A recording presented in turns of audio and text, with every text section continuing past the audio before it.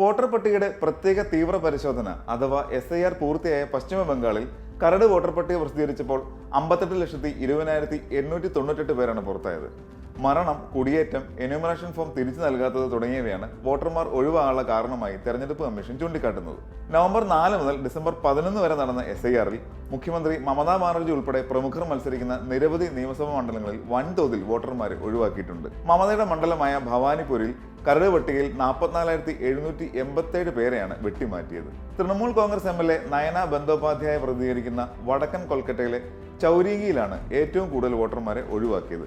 74,553 പേർ. BJPയും തെരഞ്ഞെടുപ്പ് കമ്മീഷൻ ചേർന്നുള്ള ഗൂഢാലോചനയാണ് വെട്ടിനിർത്തലിന് പിന്നിലെന്ന ആരോപണവുമായി മമതാ ബാനർജി രംഗത്തെത്തിയിട്ടുമുണ്ട്. കരട് പട്ടികയിൽ സംസ്ഥാനത്തെ മൊത്തം വോട്ടർമാരുടെ എണ്ണം 7.66 കോടിയിൽ നിന്ന് 7.08 കോടിയായി കുറഞ്ഞു. മരിച്ചവരെന്ന് കണ്ടെത്തിയ 24,16,852 വോട്ടർമാരെയും സ്ഥിരമായി താമസം മാറ്റിയ 19,88,076 പേരെയും കണ്ടെത്താൻ കഴിയാത്ത 12,20,038 പേരെയും ഒന്നിൽ കൂടുതൽ മണ്ഡലങ്ങളിൽ പേരുള്ള 1.38 ലക്ഷം പേരെയും വ്യാജ വോട്ടർമാരെന്ന് കണ്ടെത്തിയ 1,83,328 പേരെയുമാണ് ഒഴിവാക്കിയതെന്ന് കരട് വോട്ടർ പട്ടികയിൽ വ്യക്തമാക്കുന്നു. വോട്ടർ പട്ടികയിൽ നിന്ന് പുറത്തായ പരാതി കേൾക്കാൻ ഒരാഴ്ചയ്ക്കുള്ളിൽ തെളിവെടുപ്പ് ആരംഭിക്കുമെന്ന് തെരഞ്ഞെടുപ്പ് കമ്മീഷൻ അറിയിച്ചിട്ടുണ്ട്.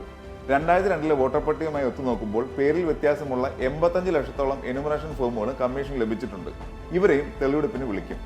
ആകെ എത്ര പേരെയാണ് തെളിവെടുപ്പിന് വിളിക്കുക എന്നതിൽ വ്യക്തതയില്ലെങ്കിലും എണ്ണം 2 കോടിക്കടുത്ത് വരുമെന്നാണ് കമ്മീഷൻ വൃത്തങ്ങൾ നൽകുന്ന സൂചന.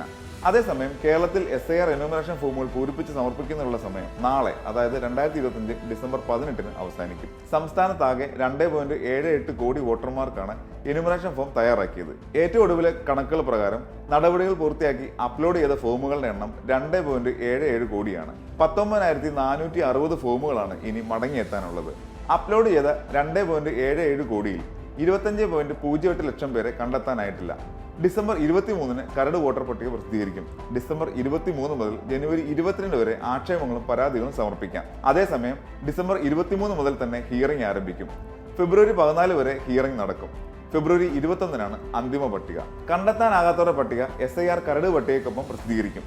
കരട് പട്ടിക വന്ന ശേഷം കണ്ടെത്താനാകാത്തവരുടെ പട്ടികയിൽ ഉൾപ്പെട്ടവർക്ക് SIR-ന്റെ ഭാഗമാണെങ്കിൽ ഫോം 7 സമർപ്പിക്കണം. അതേസമയം അന്തിമ പട്ടികയ്ക്ക് ശേഷമാണെങ്കിൽ പുതുതായി പട്ടികയിൽ പേര് ചേർക്കുന്നതിനുള്ള ഫോം 6 നൽകണം.